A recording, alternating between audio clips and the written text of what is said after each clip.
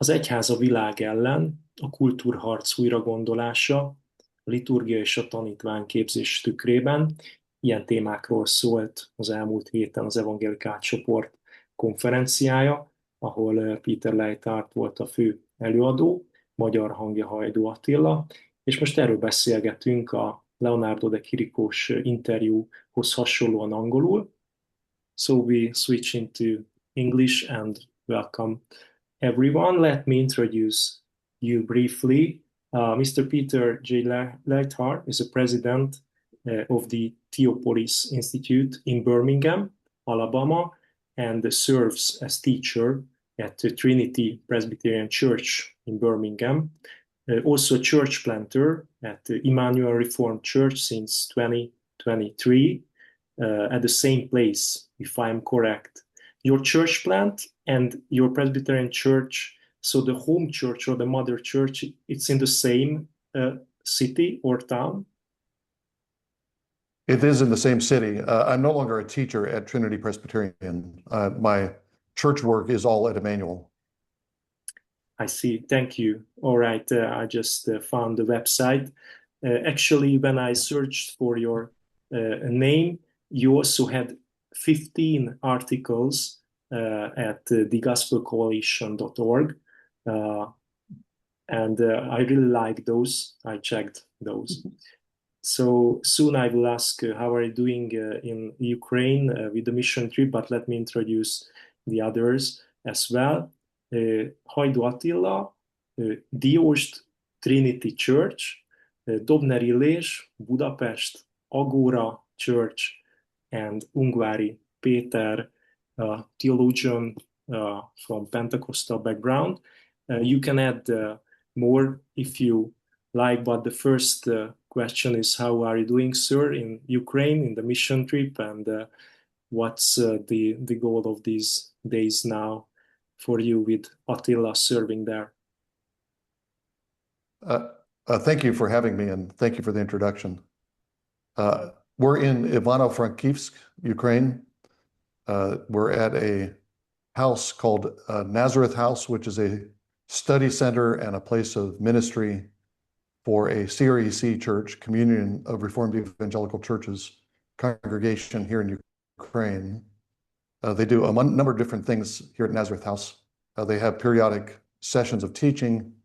They have a program for children that live in the neighborhood around Nazareth House. There are a number of apartment buildings and a lot of children.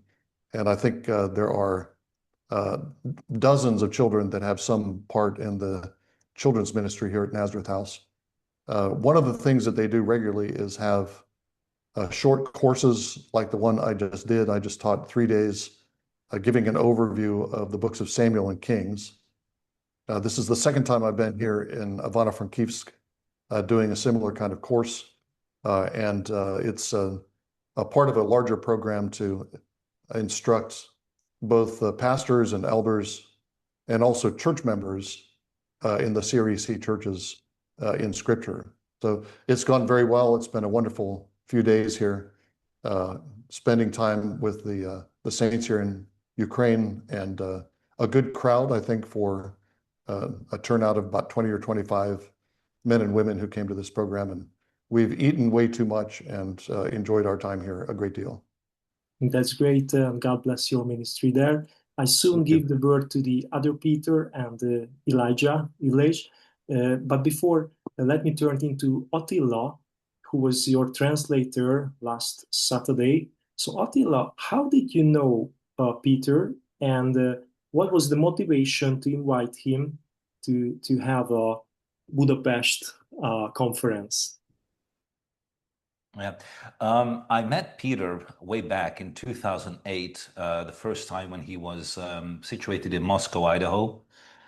It was at that time when I was drawing near the CREC, and then we met a few times since then, both in conferences, and then also we met in Birmingham. And our presiding minister, we just for short call him bishop of the Hus Presbytery of the CREC. Hus Presbytery is the European branch of the CREC, and we have several churches encompassed in this, included in this. And he is from Poland, Dr. Bogumil Jarmonak, and he was there at the conference. And I thought, well, if Peter is coming to Ukraine and he's going to make a pit stop in Budapest, why not just make a little something in Budapest as well? And so this has Very been good idea.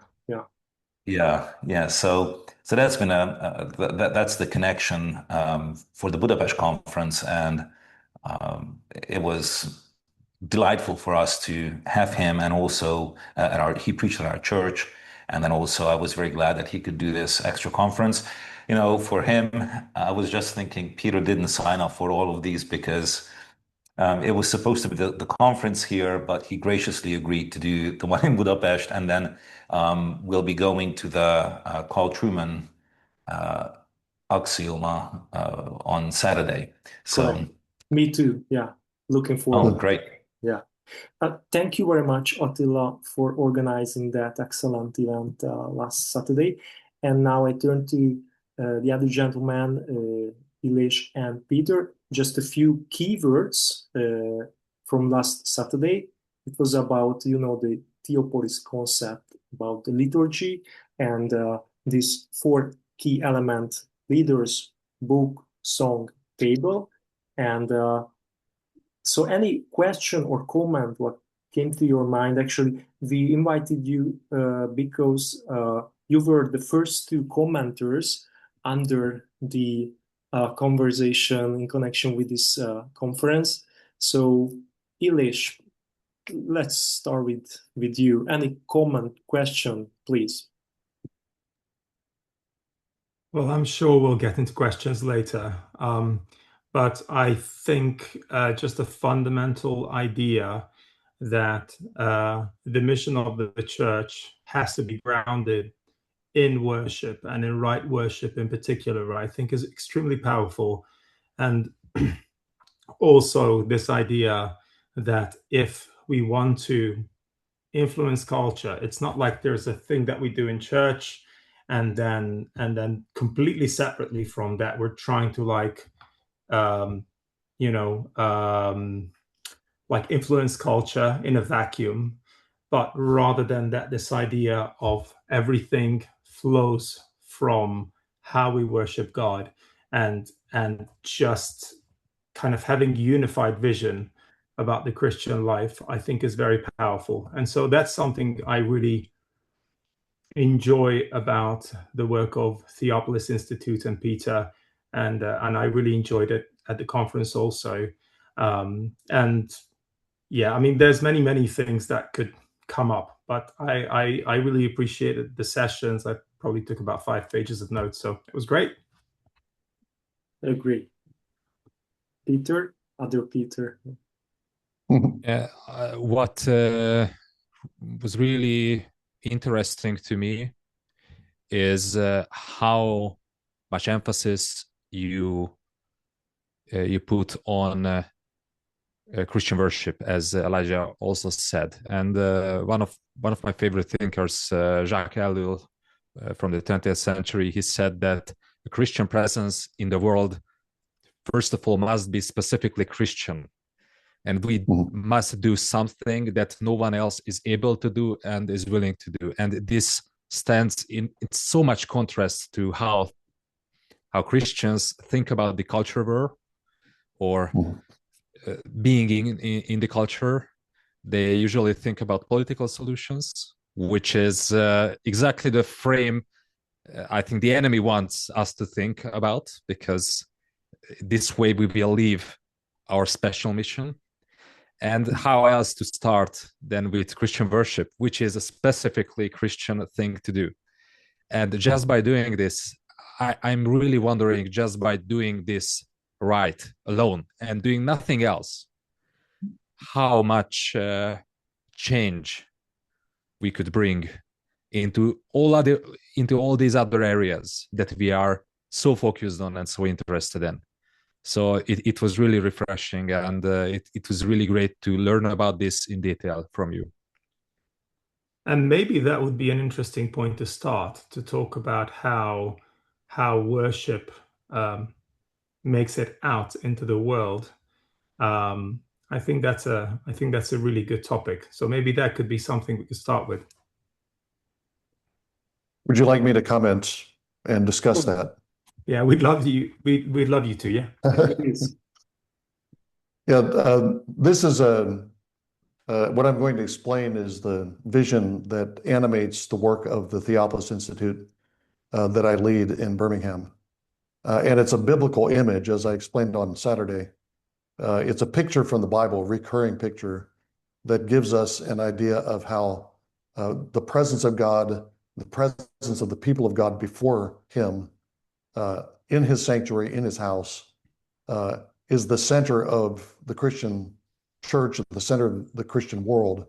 But it doesn't remain there, but it moves out, as you've been saying, from worship out into the world. The picture that we use from the Bible is the picture of rivers flowing from the presence of God. And that's a recurring image that runs throughout the entire Bible. Some of the clearest places that we see it are in the early chapters of Genesis 2 in particular, where God plants a garden, a river goes through the garden, and then from the garden, the river splits up into 4 rivers. The number 4 is a biblical symbol of the 4 corners of the earth, the four winds of heaven. It's a symbol of a complete global extension. And so 4 rivers flowing from the garden are flowing to the 4 corners of the earth. The garden is the place where Adam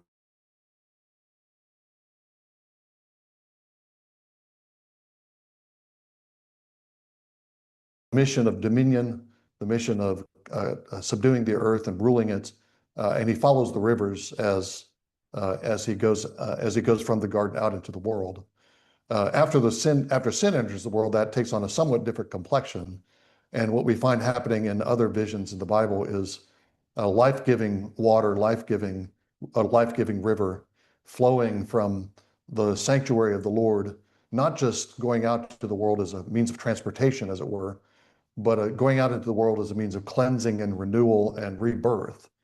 I was speaking about the temple today in my lectures here in Ukraine, and that's a symbol in the temple. It's a new thing in the architecture of the temple. There are 10 water chariots. They're basins of water that are set on these structures that have wheels on them. They look like they could move, like they look like they're mobile basins of water. And there are 10 of them, and I think they're stretching out from the door of the temple. The picture is, among other things, the life that's going on in the temple, the communion that Israel has with God, is flowing out like living water, like those rivers from Eden, flowing out to the Gentile world. Ezekiel picks up that picture toward the end of his vision of the temple. He sees this visionary temple that's a splendid heavenly vision. And then toward the end in chapter 47 of his prophecy, he sees water springing up from the inner sanctuary of the temple. That's where the Lord is. That's his presence.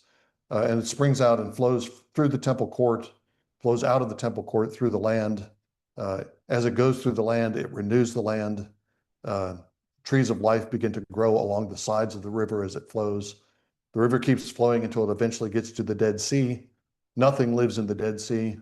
But when this water from the temple from the presence of God flows out to the Dead Sea, it refreshes the Dead Sea and makes it new and brings it back to life again.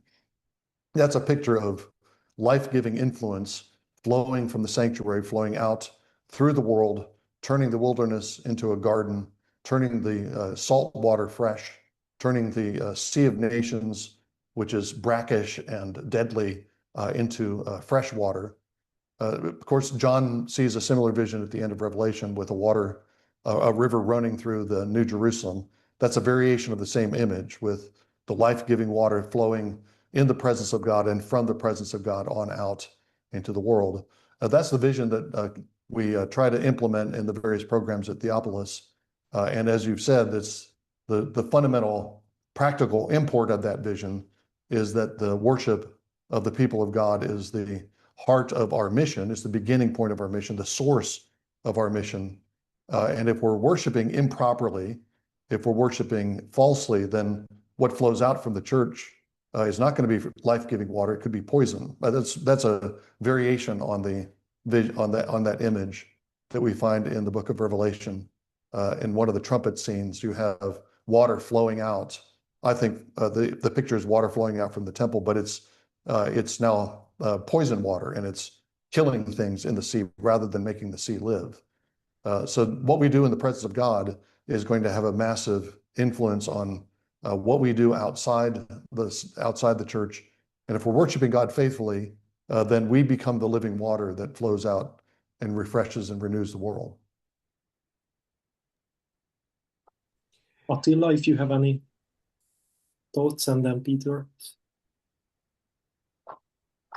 Yes, I think one of the things that Peter mentioned also in the Saturday worship, Saturday talks was this is the centrality. No matter how small a church is, one thing that we can all do is worship the Lord in His house with His people gathered together. And I think that has been very important for me. I think as we live in Europe, which is a dry land, spiritually speaking, the number of Christians continues to decrease. This is one thing that every church can and should and must do, which is be faithful and keep on preaching, keep on worshiping God in His amidst His people. And I think that is one thing that all true Christians can and should do, and that has been very inspiring for our church here in Diósd.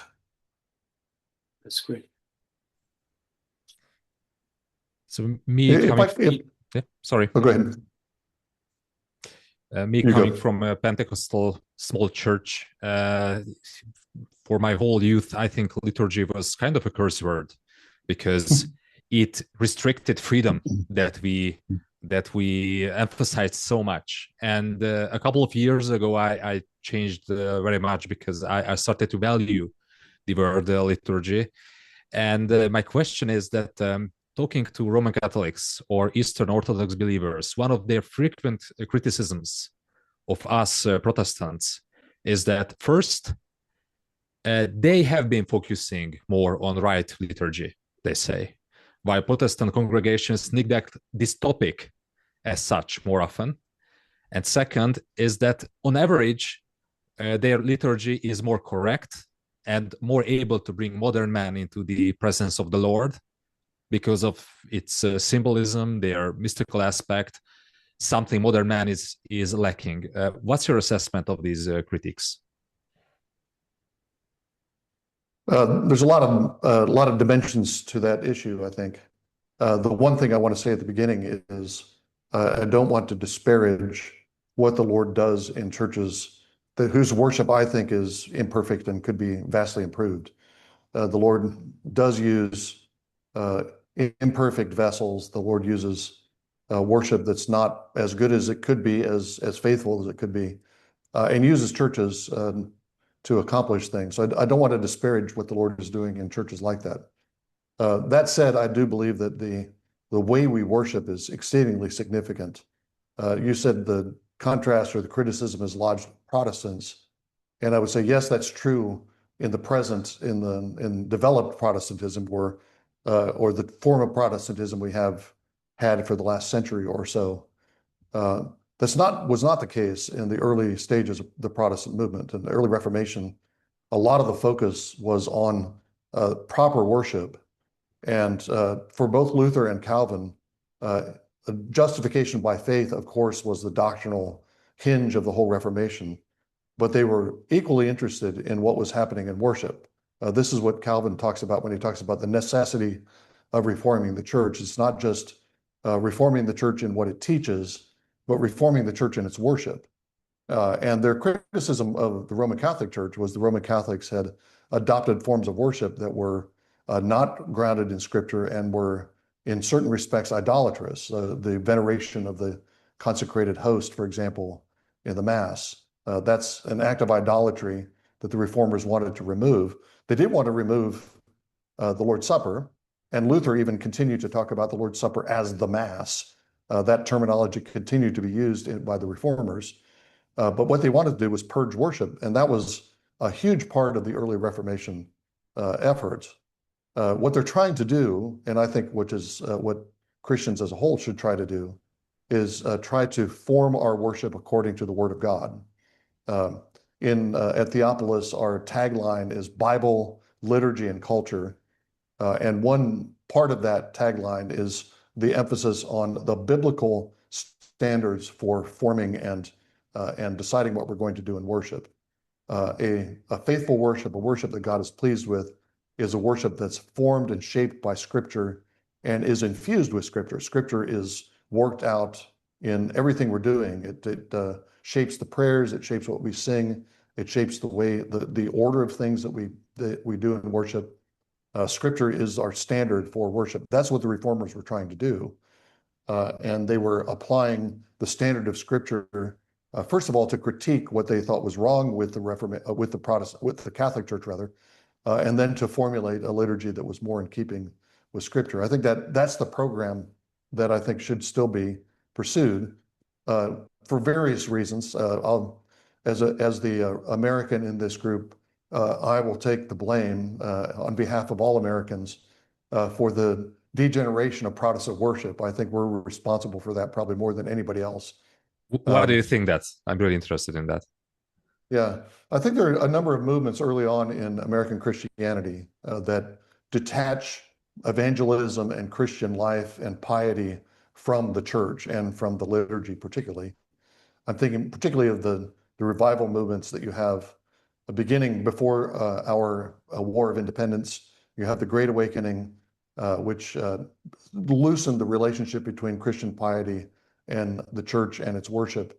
The Second Great Awakening, even more so. The Second Great Awakening was a massive overhaul of Christianity. One writer has recently described it as one of the most creative periods in the history of the church, which I think is correct.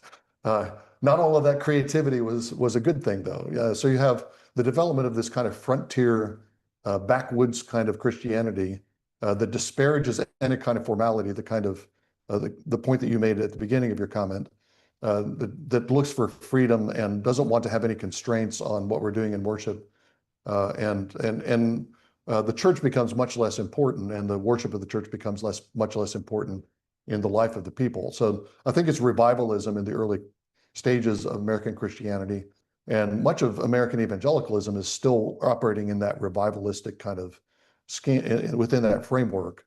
You can see it in the worship, you can see it in the emphasis on personal piety, and you can see it in emphasis on evangelism. All those things are good in themselves, but when they're detached from the liturgical life of the church, I think they get distorted, and we end up with chaotic situations as we have in the church today. If you look at young people today, especially young men, I think we see this more in Western countries perhaps, but there is definitely a movement towards all the forms of worship, what we call more liturgical worship. And you see that in people converting to the Eastern Orthodox Church. You see that in people converting to Catholicism, but also people joining more Orthodox expressions of Anglicanism and even high church Presbyterian congregations. So I think there is a sort of reaction to this super stripped down way of worshiping God.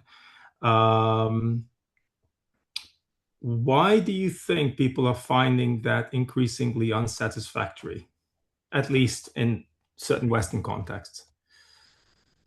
The more free forms of worship, why that's unsatisfactory? Yeah, the super low church stuff. Yeah, I think there are a lot of factors that move into that. One of them would, I think, just be you can only be unrooted for so long. You can kind of drift and make things up as you go along. That's in any sphere of life, that's just not a satisfying way to live. So I think that you kind of get to the end of the rope and are looking for something that's more rooted and more stable. And as you say, a lot of people are looking back to older traditions, older Christian traditions, Orthodoxy or Roman Catholicism. Do you think chaos within culture has something to do with that? Yeah, absolutely. I think it's chaos in culture. I think it's chaos in the church. People are looking for roots and stable identities, stable communal identities in the church, and I think more generally in the culture. It's hard for me to tell how widespread that is, but I think that's definitely happening. It's happening in the States, at least. My worry for that is that what you said. It's a reaction, and in reaction to something that is unsatisfying, you can react into something that is not wholly healthy for you. So I think that some of the there have been significant changes in, for example, Roman Catholic worship in the 20th century since Vatican II. There's certain changes that I think are quite encouraging. But I think some of the problems that the reformers identified in Roman Catholicism and Roman Catholic worship are still there. And so a reaction to this unrootedness and this lack of stability into something that's still has elements of idolatry mixed in with it, that's not a healthy reaction. So again, I go back to the basic reformers' instinct, which is to set the Bible as the standard for Christian worship. And one of the things that Theopolis is trying to do, one of the things I've tried to do in a lot of my work, one of the underlying motivations is to try to address this feeling that many evangelical Protestants have when they discover liturgy and they discover the richness of a liturgical tradition. They think they have to go beyond the Reformation, beyond Protestantism to find that. I don't think they do. There's a strong liturgical tradition in the Lutheran Church. You mentioned Anglicanism. There is a liturgical tradition, not as developed, but there is one within the Reformed churches. And I think it's unfortunate that people think they have to leave the Protestant world in order to find that. Leave the Protestant world, for example, in order to find a rich Eucharistic life. That shouldn't be the case. And so our goal at Theopolis is to encourage pastors and leaders in the church to cultivate a rich life of communion at the Lord's table within the framework of Protestantism, so that people can find that the Protestantism has the resources to do that, and people don't have to go searching elsewhere for the things that they are not finding in their Protestant churches. I just want to ask one more thing and then I'm going to shut up. But I think, so part of what I see happening is people want the old stuff. They want things that ground them. But I think it's very important that Protestant liturgical tradition is doing something very, very different, at least in its way of thinking about liturgy, than you will find in, for example, the Eastern Orthodox Church, because of the application of this idea called the regulative principle, which you've mentioned earlier. Could you just explain, because I think when you say regulative principle, if you come from a Reform background, you will know what that is. But a lot of evangelicals will never have heard of this idea. So could you explain a little bit about that and how Theopolis applies that idea? Right. Let me say first, if you ask the Roman Catholic, a knowledgeable Roman Catholic, what the sources of their liturgical order are, they would mention tradition, certainly, that the church has had this form of worship from very early in its history. But they would also mention Scripture. They would say that Scripture is shaping the way they worship. Scripture is read and sung and prayed in Catholic worship. I visited an Orthodox Maundy Thursday service a number of years ago with a friend. He said he invited me to go with him with the promise that it's going to have more Bible in it than you've ever heard in any service in your entire life. And it turned out to be true. There were 12 scripture readings in this Maundy Thursday service. And the first of the scripture readings was the Upper Room Discourse in the Gospel of John, which covers 4 or 5 chapters. That was the first reading. Not all the readings were that long, but they were all substantial. It's not like the Bible plays no role in these traditions. I want to make it clear that that's not the case. But I think the point you make about the regular principle is probably the thing that sets a Protestant liturgy aside, the way that the Bible is used to regulate worship and to exclude things that are not according to Scripture, exclude things that are various forms of liturgical perversion or liturgical idolatry. I do want to distinguish different versions of what's called the regular principle. The regular principle of worship simply means that worship is governed by Scripture. It can have a stronger sense that we can only do in worship what the Scripture requires us to do. I don't think that's a very applicable kind of standard. The Bible teaches us in all kinds of ways about how to worship. It gives us commands, it gives us examples, it gives us types and shadows and symbols. And we have to consider all of that as we're thinking about how the Bible shapes our worship. But the basic thrust of the regular principle, I think, is correct, which is the Bible has an active, strong role in determining how we worship. Not just a passive role. It's not just that we use the Bible in the liturgy, but the things that we do and the order that we do them and the shape of the liturgy should reflect biblical priorities and should be conformed to Scripture.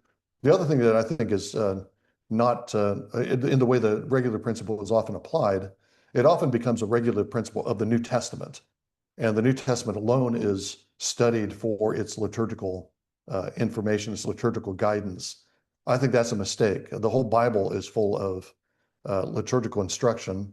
When I teach on Leviticus, I'd like to point out that Leviticus is the most extensive liturgical text in the entire Scriptures. It's an unusual liturgical text for Christians because we don't actually do most of the things that are in the book of Leviticus. But it's part of our Bible, and it's teaching us the basic concepts and patterns of worship. And we should use the book of Leviticus and all kinds of other Old Testament patterns and Old Testament information in order to shape our worship. If I could give a couple of quick examples of how this would work out. How often should we have the Lord's Supper? What's the answer to that question? What's the biblical answer to that question? Somebody using a more restricted regular principle of worship would point to passages, for example, in 1 Corinthians 10:11. I think there's hints that in 1 Corinthians 10:11, there's a weekly celebration of the Lord's Supper when you come together on the first day of the week. The reason for coming together is to be at the Lord's table. That's the implication, I think, of 1 Corinthians 11. But I think you have a much bigger and richer account if you take the whole Bible into account. Just to start with the tabernacle, there's information on worship prior to the tabernacle, but the tabernacle is the place of festivity. When an Israelite went to the tabernacle on a feast day, he would go with something to cook. He would take an animal that was going to be butchered, and part of the animal was going to be prepared so that he could eat it. Worship was festive, and that's true throughout the Old Testament. Even the altar where the animal parts are burned, that's called the Lord's table, and the animal parts that are put on the altar are the Lord's food. So in the course of a worship service, a complete festive worship service, part of the animal would go to God as an offering. Part of the animal would be distributed to the people, but it always involves communion and festivity with food. I think we were talking, Attila and Bogomil and I were talking, I think this word came up in the last couple of days. If I invite you over for a time at my house and you spend a couple hours at my house, we talk and we have a good conversation, but I never offer you anything to drink. You're there for several hours. You're there through mealtime. I never offer you anything for food, or I invite everybody over to a party, but I never break out any drinks. I never bring out any food. I'm a bad host. Our Father is not a bad host. He serves his people who gather in his presence, and he makes a table. So that's part of a biblical theology of the table that feeds into our understanding of the centrality of the communion table. it's not so much that you find a single command that you have to have the Lord's Supper every week, but you have this long and rich theology of the table. I took too long on that point, but let me give another example. In some Presbyterian circles, the regular principle of worship has been applied to exclude musical instruments from worship. There's no reference, it's said, to musical instruments in worship in the New Testament. The claim is that New Testament worship developed out of the synagogue, not out of the temple. And so musical instruments have no place in Christian worship. And there are some traditions, both in Presbyterianism and in other Protestant churches, where that's the case. And they could find some precedent for that in some examples in the early church where singing was done without musical accompaniment. But again, if you look at the whole Bible, again, I was just talking about this today when talking about the temple in my lectures here in Ukraine. When David is preparing to hand off all of the materials and the personnel to Solomon to build the temple, one of the main things he does is to organize a Levitical choir and a Levitical orchestra, and that gets incorporated into the temple worship. And that's connected with the coming of the king. When the monarchy comes into existence, then you have this outbreak of worship, outbreak of song. That's part of the way the king is greeted. We could point to a lot of data points in the Old Testament that indicate that. It's true in the New Testament. When Jesus arrives as the king, everybody sings. Mary sings, and Zechariah sings, and Simeon sings, and the angels sing from heaven for the shepherds. A song breaks out when the king comes. And that includes, in the Old Testament, that includes the use of musical instruments. So if you look at the whole Bible and take those patterns from the temple worship and see how they're working out in the worship of the new temple, which is the church, then I think that justifies the use of musical instruments and a rich and vigorous musical culture in the church. That, again, is an example of the kind of regular principle that a Theopolis is trying to develop. It's different from the narrow regular principle that's sometimes used in Presbyterian circles, but it's still using the Bible to determine how worship is conducted. Let me jump in for just a short question. So we are here from different Protestant denominations, Right. Presbyterian, Free Evangelical, Pentecostal, Baptist. And an interesting question should be, how we look to the world. So our buildings, our things inside, and even ourselves, so our clothes. So it's an interesting question. Why do you wear such a, I think collare is the name, the white color thing. Clerical color. Oh, a clerical color. Thanks, Illés. Yes. I know that not only Catholic priests wear it, so some Protestants does. Could you please explain why do you use it? Yeah, what does it mean to you? And Attila, also, you can comment that. Yeah. This, again, is a part of a larger biblical theology that has to do with clothing. There's actually quite a lot about clothing in the Bible. And it's often it's a symbol of status. It's a symbol of authority. The priests, of course, wear garments of glory and beauty when the high priest wears garments of glory and beauty when he ministers in the tabernacle. The priests will have specific priestly robes. The kings are dressed differently from everybody else. At least they're wearing a crown. They have different headgear from everybody else.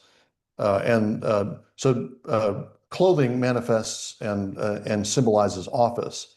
That's not just an ancient idea. If you go into a court, you don't have to guess who the judge is, because not only because of where he's sitting in the court, but because of what he's wearing in the court. He has a robe, and if you're on the street and somebody blows a whistle and stops you, you don't have to question whether that person is a policeman.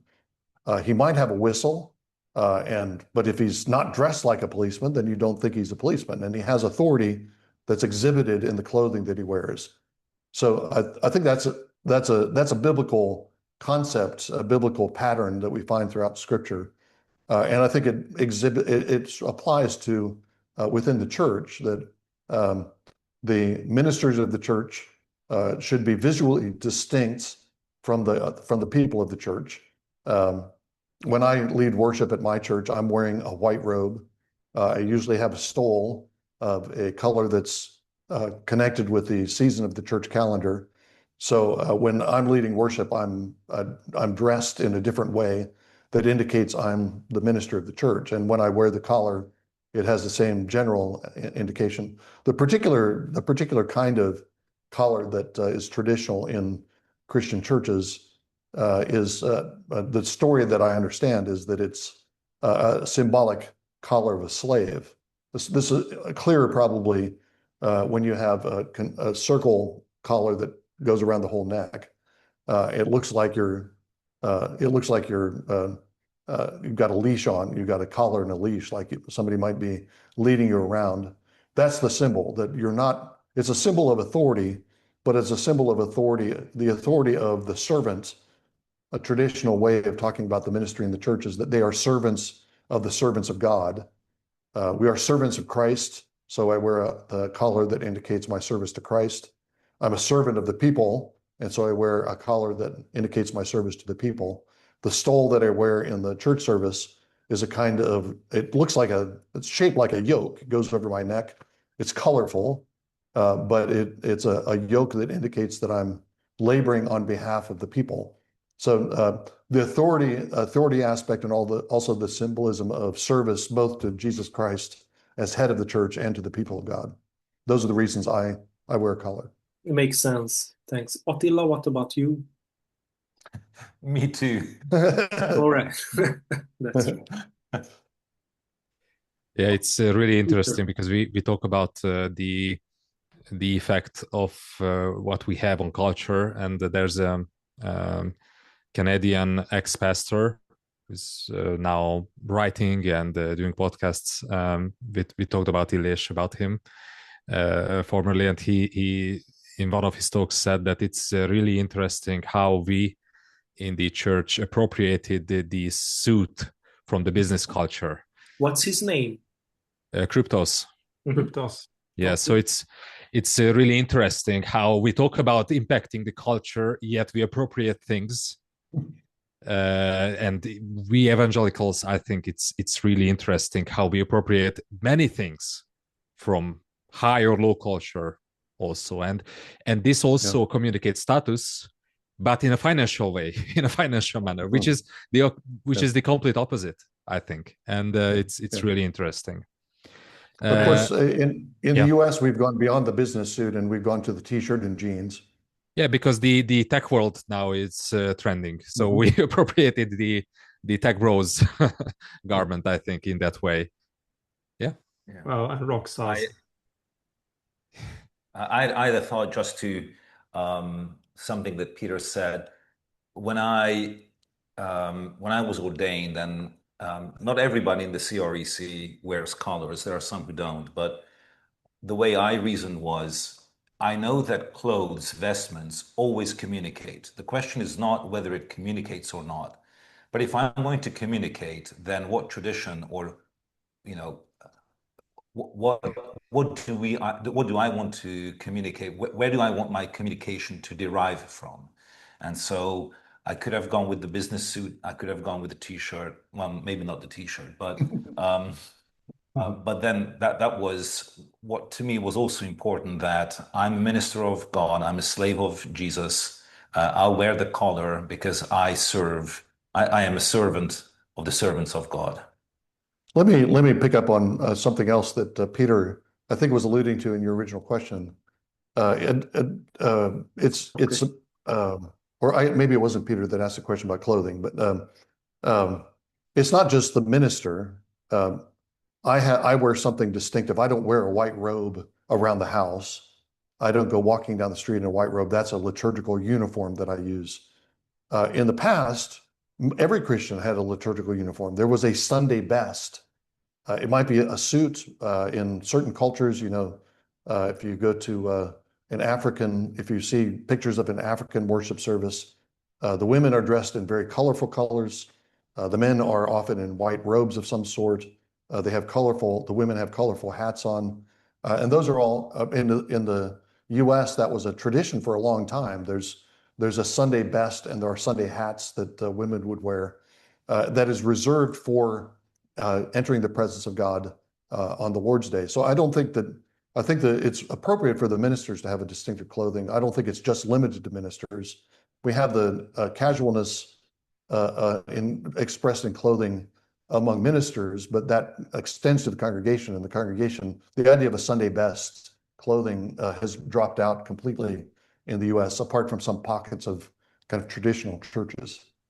I think this is a great segue to my next question, because what you've mentioned, Attila, is that everything communicates something. And I'm wondering about the Sunday best, because people who wear casual clothes to Sunday, I think, would wear a suit with tie, where they would find it proper in a context that they really respect. For example, I know some businessmen, Mark Zuckerberg or some other people who were really famous for not wearing a tie. But guess what they did when they met the president or went on a foreign business trip to China or somewhere else? They were wearing ties and suits. So, and this relates to worship, because some people say, oh, I don't worship. And I think men will always worship something and take place in liturgy. Maybe it will be something different. So I'm wondering, what are some secular ways of worship that most people, most Christians, would not define as such, but you consider these worship, maybe of some other power? Yeah, I come from Alabama, and in Alabama, we worship two gods. We worship Jesus Christ, and that's true. A lot of Alabamans are Christians, and we worship American football.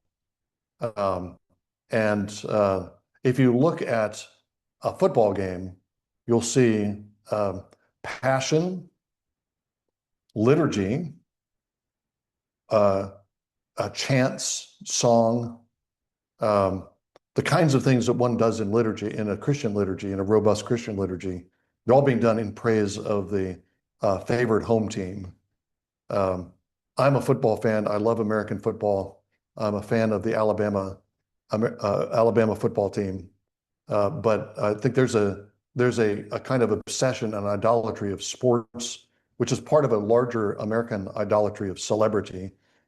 Celebrities have a kind of a glory and aura, and Americans, probably other people around the world as well, want to have some kind of attachment to that. They want to bathe in the glory of some celebrity. They want to bathe in the glory of the football team that's winning. When your football team wins, you say, "We won." Well, no, you didn't have anything to do with it. You were sitting on your sofa the entire time. You did nothing, and yet you have the sense of community. I think that's a really instructive example, because it could verge into idolatry and becomes an obsession that is a real form of a false religion. But even if it doesn't quite verge that way, there are things that are just normal in sports fandom that if we had transferred them into the liturgy, people would say, that's so weird. We're doing chants and we're doing things in unison, and we're pounding, and we're doing all these things together, and we have the sense of we're in this together. We have the sense of common, some kind of common project.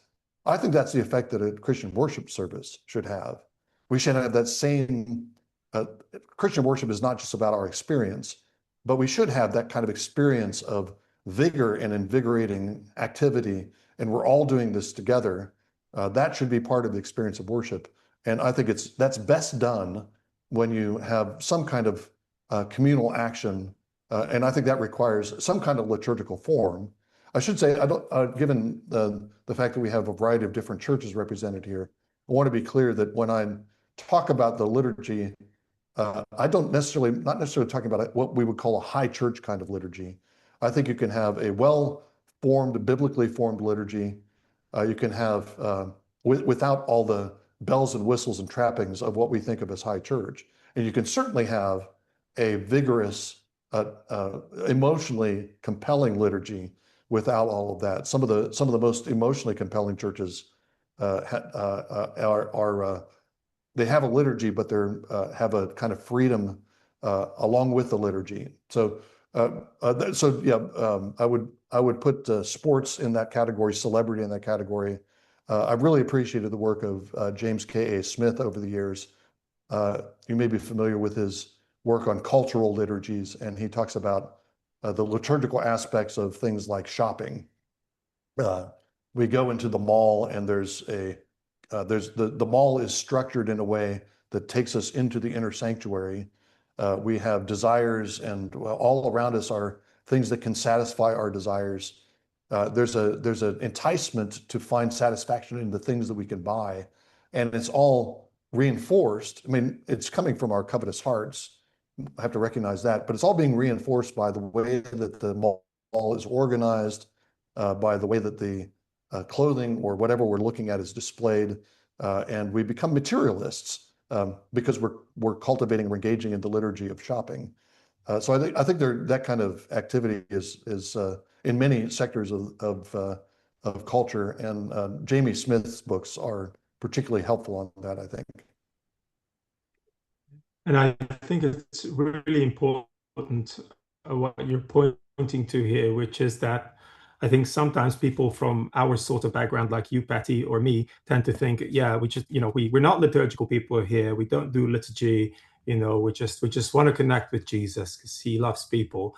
But then you go through 500,000 liturgies throughout your day because you shake hands with us in a certain way, and you shop in a certain way, and you know how to act in a queue and all of this stuff. Like most of your interactions are mediated through rituals, and people don't realize that. And also that church services, even in non-liturgical churches, will probably have a relatively specific liturgy. It's just that they pretend that it isn't a liturgy, but it still is. So I think that's important to remember. There were many conflicts at our church because people sat at someone's seat on the bench. So that's so much for freedom and freedom in the spirit. Yeah. True story. I think that what Attila said about clothing, I think applies here. It's clothing is going to communicate something.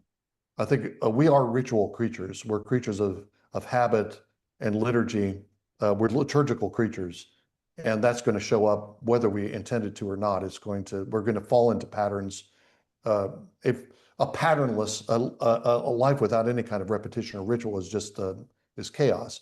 I do want to say, in response to the statement about just wanting to get in touch with Jesus, I would say that that's what I want when I go into the worship service. But I also want assurance that the kinds of things that are happening in the service are actually the ways that we can get in touch with Jesus. And to know what gives us contact with Jesus, we have to go to the Bible. Where do we find contact with Jesus? This, I think, is the heart of Calvin's reformation of the liturgy. Where has God promised to be present? How has God promised to communicate his Son to us? And Calvin's answer to that is he promises through the Word. So we've got to have the Word, and he promises to communicate himself to us at the Lord's table when we receive his body and blood through the power of the Spirit. So those two things, that's how we have contact with Jesus. And I think Calvin was criticizing the Catholic Church that's in a treatise on the inventory of relics. And he's talking about all the relics that existed all over Europe. And part of it is satire. But the center of it is, if you're looking for contact with Jesus through relics, you're looking in the wrong place. Jesus hasn't promised to be there with the bones of Saint Sylvester. He's promised to be there with the Word and with the table. And so that should be the center. We want to go where God is made himself available. Mm-hmm. And how fascinating it is that in the Ark of the Covenant, you have the 10 Commandments, which is the Word of God, and then you have manna, which is God's provisions, God's feast, and then the branch which represents the priesthood. It's Right. To me, just the synchronicity there is fascinating. Yes. To see. Yeah, and now we have access to those treasures. The manna has come from heaven, John 6. The true law, the living law, Jesus Christ, has come to us. And he's also come to us as our shepherd and appointed shepherds for us. So all those gifts are now ours in Christ. We were talking about liturgy, clothes, a little bit table, so hospitality. Let's talk a little bit about music, because I know that many of us worship and music, it's really important. We got one comment on the YouTube videos. So after the Saturday's talk, we uploaded the 3 videos. And on the 3rd one, we got a comment. I would like to read it to you, Peter, in English. And this comment, it's in connection with music. And then we can give reactions for that. This commenter says, thank you for sharing. The singing of psalms together should really be promoted. This reminded me of Acts 16:25, when Paul and Silas were imprisoned in Philippi, and they sang psalms to God. And the quotation finishes, if they were singing in a prison at midnight, then they obviously didn't read the psalms from a book, but knew the psalms by heart. Is it because they sang them maybe so much? Their singing was so powerful that the ground shook and the jailer was converted. I just wanted to give you that comment. Yes, wonderful. And everyone can comment on music, worship, church, worship music. Yeah, that's a wonderful passage. Yeah, I don't think Paul had a pocket psalter. I think he knew the songs and psalms he was singing because he had grown up in the synagogue where I think the psalms were sung in the synagogue. Yeah, I think that's a great example. And the example that I think I gave on Saturday was from Revelation 14, where you have the 144,000 who are the martyrs who are going to be harvested in martyrdom, and they prepare for their martyrdom by singing. Singing invigorates us. Singing gives us courage and joy. Singing prepares us for battle. That's why, to go back to the sports analogy, that's why people sing. That's why you have this pounding music during warm-ups. I played basketball in high school, and when the warm-up music started, I was sure I was jumping at least a foot higher when the music was going than I could otherwise, because the music just lifted me up and made me stronger. And I think that the same thing is going on in Christian music. And one of the points I made on Saturday, and I make whenever I talk about music in the church, is the centrality of the Psalms as the songbook and the hymn book of the church. That's right. Correct. And that can take all kinds of different forms than it has over the course of the centuries. That's largely been lost in, at least in evangelical Protestantism in the United States, and I suspect elsewhere too. At most, what you have in a worship service is a fragment of a psalm, a couple of verses of the psalm, studiously avoiding anything that would be controversial or sound a little too harsh. You don't want to sing those parts of the psalm. So they snip out a few verses that sound nice. I'm glad they're singing portions of psalms, but that's a very imperfect diet of music. And I think if we put the Psalter at the center of our music, and we make a determined effort to learn the Psalms, that's going to shape all kinds of things in the life of the church. It's going to shape our music, because or the actual music that we sing, because you're going to want to make the music appropriate to the words that you're singing. There's one hymnal, this is my go-to example of an inappropriate match of tune and content. There's one hymnal that has Psalm 94, which is a psalm of judgment against the wicked. Rise up, O judge of the earth, render reward to the proud. How long, O Lord, until you can bring justice against those who oppress the orphan and the widow? And it's the music is a waltz tune. A waltz tune is not appropriate for Psalm 94. You want a tune that's appropriate to Psalm 94. So if we're doing the Psalms, our music is going to develop in a psalm-like way. We're going to have something more threatening, something more militant for Psalm 94 and a lot of other Psalms. So it's going to alter the way we think about the music and the way we do the music. It's definitely going to alter our piety. The Psalms have a wonderful expressions of a desire to be in the presence of the Lord, to be safe in the presence of the Lord. That's something that Psalms express, which is a common desire of Christians. At the same time, the Psalms are filled with battle and opposition and enemies and persecution.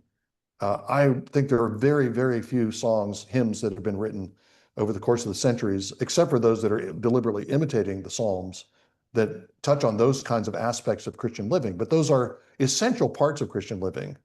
And when we sing the Psalms, then we're preparing ourselves for those difficult challenges that we all face and the church faces in the. So I think the Psalms alter and transform all kinds of things in the life of the church. Yeah, in our church we have a bit of a problem because nobody can play an instrument.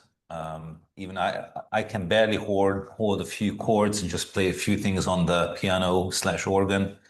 And so our music in our local church is very far away from what it should be like. But one of the things that I've seen at the CREC, and we've been there once. Well, I've been there at the council, and what was remarkable is how important musical training is. So I remember we were at council. There were this was the general meeting of the council, and there was a worship service. About 1,000 people, including wives and children, were there. And when they sang, they practiced it so that they could actually sing it in parts.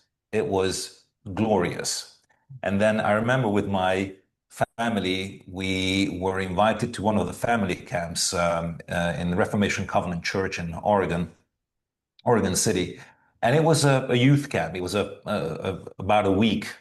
And every day we were learning chanting psalms. And what was so interesting is after maybe 1 or 2 days, even little children, and myself included, were coming away humming the tune of the actual psalm. And it was not a metric psalm, it was from the Bible, and they composed the music so that you could chant it. They didn't truncate the text to fit the music. And what was interesting is by the end of the camp, we were humming psalms from the Bible just from 1 week. And it was very powerful, having God's word sung and be among people who can sing. So that is one of the desires I have, is one day when it pleases God, for us to be able to do something just a little bit closer to that. That's a good example. If I could Yeah. And Peter. just emphasize one thing, sorry. I think the importance of training in music, I think, is really key. In the United States, music was once part of the public school curriculum. Music appreciation, you would at least learn some American folk tunes and folk songs, and maybe the rudiments of music. That's out. And so I think it's incumbent on the church to recover a musical tradition, or to even initiate a musical tradition. That means focus, attention, and training, as Attila said. We have here a musician and a songwriter, Elijah. So It's a kind of opposite, like Attila. I know you, Elijah, from 20 years, and you wrote many great and well-known songs here in the Hungarian culture, church culture. If I am not mistaken, you wrote songs from Psalms as well. Maybe Psalm 103, right? I've never written settings of Psalms, but I have written songs that were inspired by Psalms. The song I wrote from Psalm 103 has probably about 75% of the psalm in it, but not in its entirety, and not verse by verse. So I like to differentiate between those things. That's right. Because as Peter has mentioned, there is a value and a utility to singing psalms, but it's not the same thing as using passages from Scripture, including the Psalms, as inspirations for writing hymns or liturgical music. That is not a direct adaptation of a psalm. So I think those are very different things. But I do want to ask something about this, because obviously this is the context I come from. I come from an extremely low church background, and I've come to appreciate especially the liturgical tradition of the Anglican Church, the Book of Common Prayer, and a lot of that stuff later on in my life as I lived in the UK and was exposed to that.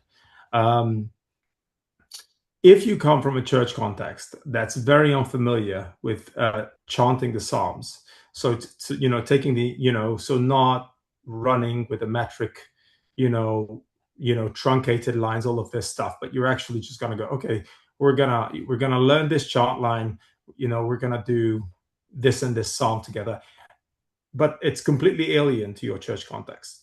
How would you go about introducing the concept, the idea? How would you go about introducing this to a church that finds it very unfamiliar?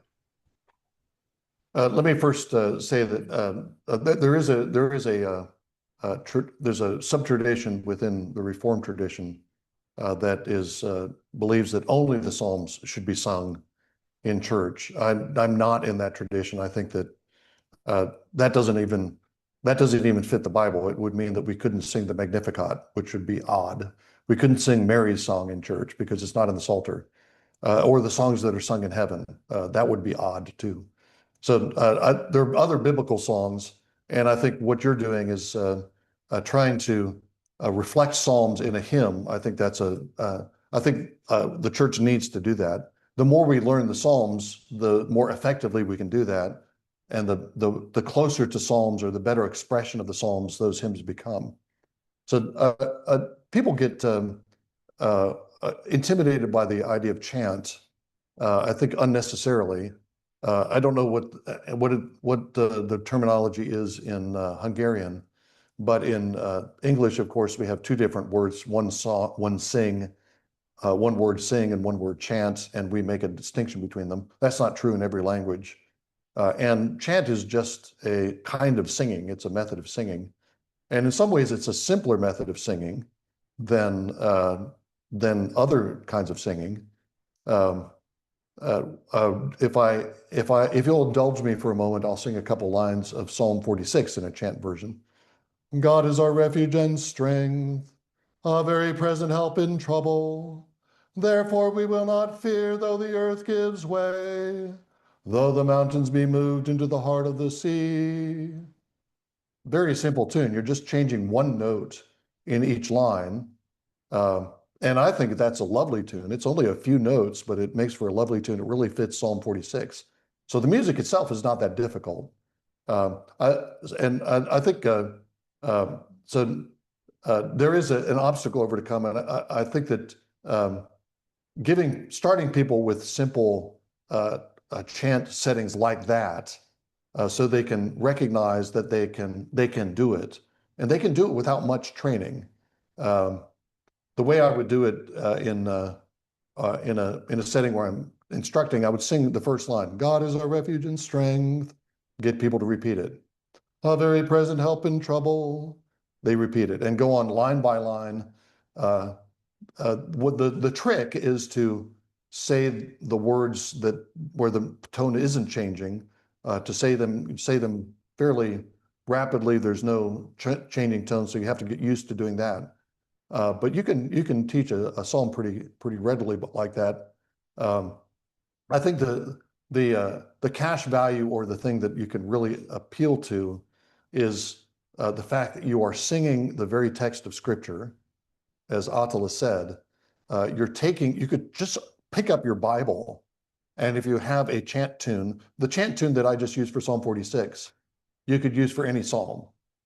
You just chant on one tone, and then the last accented tone you just move down or move up, depending on the line. You can sing any psalm in the Bible using that. and you just have your Bible translation in front of you. That's not exactly the original text, but it's as close to the original text as we can. And that's putting in our hearts and minds not just the ideas and the content of the Psalms, but the ways that the Psalter expresses itself.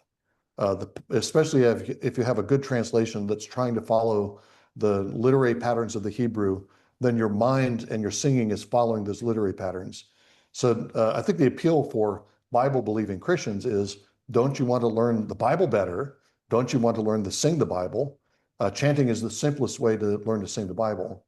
The alternative is that you have a psalm and you have to either adjust it so it turns into a hymn, or you have music that's composed all the way through. So you don't have a repeated line, repeated verses. That's much more music to learn.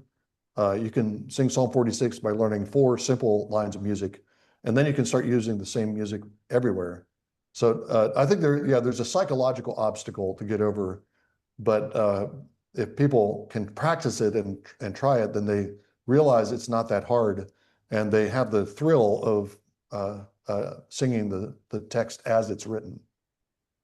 Yeah, I think for a lot of evangelicals, it just feels too Catholic, and so there's a psychological hurdle to overcome to the praxis, and it's not even a theological hurdle. It's just, it's just, it's yeah. Anyway, so but thank you so much. Maybe we can create these circumstances. So, for example, in my old church, it really helped when a couple of times the worship band went somewhere for a guest service, and they didn't have anyone. Maybe someone who could play some tunes on the on the piano, and the church. I think it took only a couple of minutes for the church to rediscover how they can sing songs, and this also restricted the leader of the service to only choose from songs that they can sing and what they know, and this really helped, because I think there are so many worship songs that are not written for communal singing, just for someone who is trained to be a singer, and I think that trains people out from the tradition of communal singing. So maybe you can play some tricks to try something like this out. You wanted to say something, Attila? Yeah, it's very interesting, because one thing I completely resonate with you, Illés, on this. One of the things that I found very interesting is we have a church in Japan, which now has a mission church, and the mission church is Axe Calvary Chapel. So that's their background, okay? So this church is being pastored by a pastor who used to be a very, evangelical and from that background, but he's changing the liturgy. And what is interesting is but most of the people aren't there. So how do you get people? Because one thing is, how do you actually do the chanting? But another question is, how can you even tell the people that this is something that's a good thing? So one of the things that he had done, I remember that I visited this church just this April, and one of the things that they did was, first of all, in the worship service, well, first it needs a lot of, I think, teaching, because just like vestments always communicate, every church has a liturgy. If it's low liturgy, that is the liturgy. And one thing that people understand, any kind of change you do, even if it's a low-key liturgy, people will take that in a very sensitive way. So I think it's something that you need to shepherd people very slowly. First, get good teaching, tell them the importance of the Psalms. One of the things he did, for instance, was a lot of the church services actually are covenant renewal services once you introduce the Eucharist and the confession element to it. And so what he would do is he would have the 5 points of the covenant renewal worship, which I know, Illés, you've mentioned, so I think you know what that is. He just gave this little flyer to the people, and it's just a little bookmark, and says, so this will be, this is the call to worship, this with the confession, this is the consecration, communion, and commission. And it was one of the ways how he slowly over time over months and maybe a year is slowly shepherding people to come to accept this way of worshiping God. So I think if you go from one Sunday to the next, I think it's a recipe for disaster. But if it's built up intentionally, then that's something that people who are willing to learn will come to appreciate. Can I make one comment on what Peter said about Sure. the kind of music that's not designed for communal singing? We have a music program at Theopolis that's designed for church musicians. It gives a theology of music to church musicians. It provides some musical enrichment for pastors. The goal is to help pastors and church musicians to develop a music program for their own church. Our director, whose name is John Ahern, talks about contemporary Christian music. The problem he sees with contemporary Christian music is that it's modeled on commercial popular music. It's taking its musical cues from that form of music. This is similar to what has already come up in our conversation about the way the world has come into our worship, come into our churches. This is one manifestation of that. And that's not rooted in the the hymnody of the church. It's not rooted in the psalmody of the church. It's a commercial venture, and Christians imitate that style of music. And it's not designed, the ideal setting for that kind of music is that you're in the mosh pit and you're jumping up and down, maybe kind of singing along, but you can't hear yourself singing because the speakers are right in front of you, or you've got the headphones on or earbuds and you're listening to it in a kind of private experience. It's not designed for, it can be wonderful music, it can be very energizing music. It's not designed for communal singing because of the source. It's coming from this commercial system. And I think what we're advocating at Theopolis in our music program in particular is not necessarily old music. We want new music to be written, but we want new music to be written within the scope and of the historical development and tradition of the church, which goes back many, many centuries. And there's a great musical tradition there that we can draw on, not to simply repeat it, but as an inspiration for the new music that the church should constantly be producing.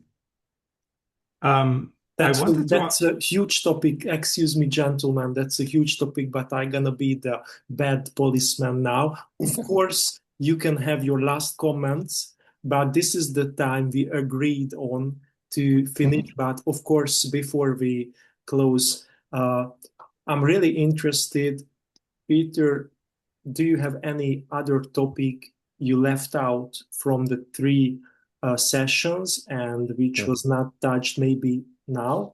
And the other gentleman, Illés, Péter, Attila, so far you agreed many things or most of the things. Do you have any critical comment, or do you see anything in different perspective?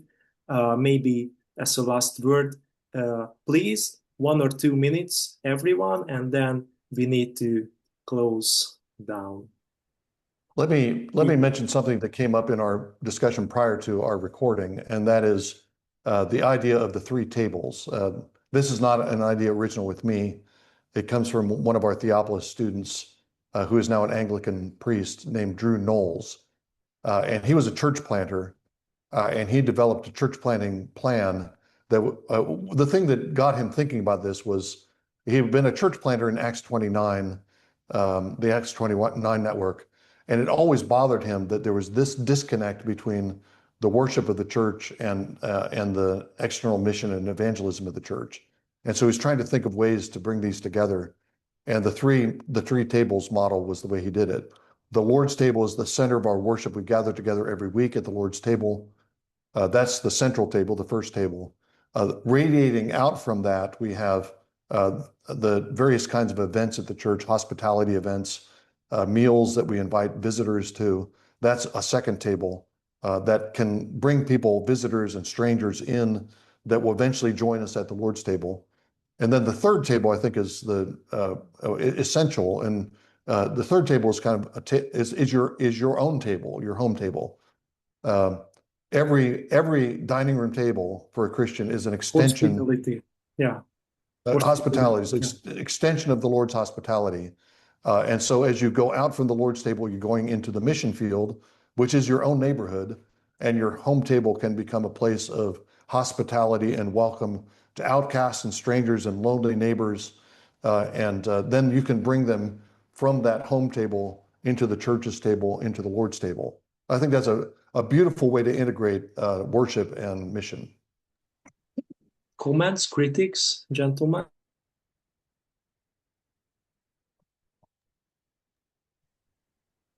I do have just one thing that I know I've been wrestling with, and this would not be a critique, but it is something that something that I've been thinking about. Is many of what I've seen in the US context works with that way of life. Oftentimes, it is possible for wives to homeschool their children, to be at home, but in the Central and Eastern European context, oftentimes both husband and wife need to work 8-hour jobs, and the whole schooling and educating children and the future generation is something which, and to teach them in the midst of all that and how to do this, that's one challenge that I'm continuously working on. And I think that's something that's the reality of the situation. And I think it is our task, my task here, to take what I've learned, but then also see how that can be implemented in the real world, in a different part of the world where the reality of life is different. 100%. Yeah, so one topic that we couldn't talk about, and one of my favorite parts of your talk was when you said that that the role of the word during liturgy is to help us learn a new language, to describe the world biblically, to talk about the world biblically, and the Bible will become the basis on which we interact with reality. And this is an idea I always emphasize and I find really important. And it's sad to see that in this area also the opposite is happening. We bring the language of psychology, sociology, politics into liturgy.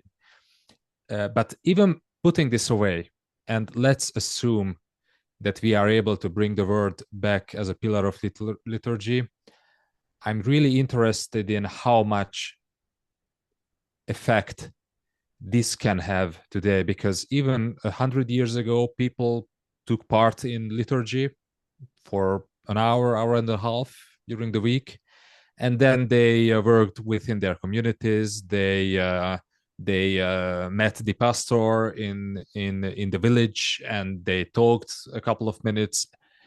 Now they are listening to podcasts, they are watching YouTube videos, they are listening to music, and it seems that the world is diluting the effect that the world is profoundly catechizing them. Yes, so this is a huge topic, but I'm really wondering first, what else is needed today specifically, and second, I think this to have the same effect, the average congregant needs so much more intentionality in how they are living their everyday lives, and I'm wondering how we can help them in ways so that they will not dilute the effect. Because Attila, you shared that the intensity of that camp that you took in, even as a pastor, changed how you behaved, changed the songs you were singing, and how we can have a similar intensity in our lives today when we can watch so much stuff on the internet.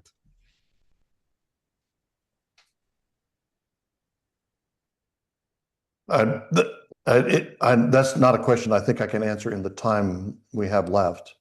The simple to say, very difficult to do answer is that Christians have to be ready to renounce things that in their place are good.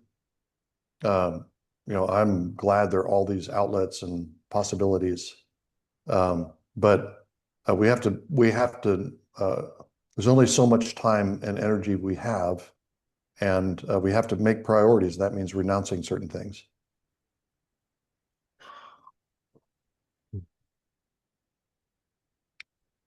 If I was going to ask just one question, but it's probably too long to answer this, but we've had this discussion about how right worship is kind of the source of how the church influences culture. But if someone said, well, okay, so we talked about all of these specifics, we talked about the importance of the table of the Lord, we talked about singing the Psalms, we talked about the importance of the Bible, but how will any of this influence culture? How would you connect what happens within the church to how it actually has an effect in the world around us? Could I give a very quick answer to that and cite the example of the development of music, which I mentioned in my talks in Budapest? Western music develops from liturgical music. The first developments of the music of Western civilization. There's music in the ancient world, but what we know as the classical tradition of music comes out of the liturgical. That's one of the huge cultural inheritances of the Western world, and it's following exactly the movement that we were talking about. That is, what the church is doing before the presence of God spills out and shapes the way music is done in life in general, and develops this whole tradition of music that's now detached from the liturgy, but it has its roots in the liturgy. So, and I think you could do that with most of the arts in Western civilization. You could talk about poetry and literary art being how deeply influenced it is by Scripture, and that's Shakespeare, the great poet of the English language, echoes the Book of Common Prayer frequently. It's we don't know much about Shakespeare, but there are turns of phrase that he seems to be getting from the liturgical text of the English Church. So I think that's the liturgy is culturally formative in those ways. I don't think that's just a kind of picture or image. I think that's a practical reality. That's how cultures have developed historically. One thing for Illés, but Illés, if you ever write a 3-chord chant for a psalm, we'll sing it. That's a perfect final word, and with Peter, the Hungarian Peter, we're gonna participate for that event, and maybe Mr. Leithart, you can come back and visit us here in Hungary. We really appreciate, gentlemen, your time. Today we talked with Peter Leithart from Theopolis, and he also author of many books, including Creator. And if you are listening and watching us, I really recommend you to find Peter's 15 or some of those articles at TGC. And I also recommend to listen his podcast episode with Jonathan Peugeot, I think the Canadian gentleman who is well known from Jordan Peterson's podcast. I just checked that talk, Peter, the Bible as a way of seeing. It's a great talk. I really recommend everyone. And a short summary before we close. Today we talked about the role of liturgy in church and in church mission. So the components was table, music, and even clothes. And the keywords were Bible, Scripture, Word, Liturgy, Theopolis, Garden City, Heavenly Jerusalem, where we are heading to. Thank you again, and wish you a great summer, and wish you in these days blessed Ukraine mission trip. God bless everyone. Thank you very much. A very enjoyable time with you. Thank you. Thank you. Thank you. Thank you. Goodbye.